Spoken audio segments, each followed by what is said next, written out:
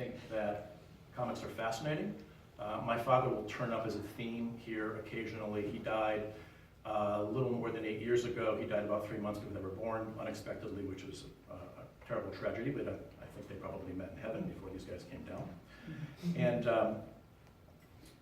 my father, when I was about 8 years old, I had a friend up the street who had a great collection of comics. This was superhero comics when we were kids. It was the mid-'70s. So I'm not old enough that my mom threw my comics away, but I had a dad who went on to BC Law after he graduated from Holy Cross. He was a great reader, principally later in life, of philosophy and theology.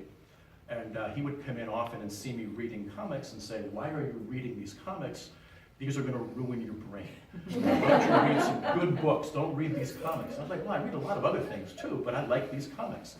On the day of my graduation, or whatever we call, PhD, is it a graduation? Whatever, when they give you your doctor at that point, you probably don't even care because it's so long. And I went over to my dad and I gave him a hug and I said, "Look, PhD in English from Harvard, okay, the comic books didn't screw me up too much." But I had always been really interested in comics, and I suppose that every young boy is. Superheroes, right, fantasy. But somehow there was something else about it that really interested me. It was the fact that you could combine words and pictures in these really interesting ways and get this whole other thing. And I knew, even in a very untheoretical way as a kid, that comics were very different from children's books, which had text and pictures. There was something going on here. And I think that probably has, trailed out through my entire life. I more or less gave up comics, ironically, when I came to Holy Cross, because I didn't have much money to spend, and you had to go all the way to town to get comics, because you couldn't get them other ways in those days.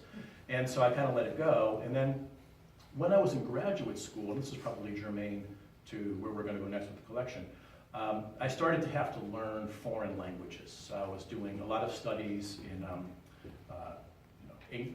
medieval Northern European. I had to learn Old Norse and Old English and Middle English and Saxon and all these incredibly useless languages that were fun at the time because I was in my 20s.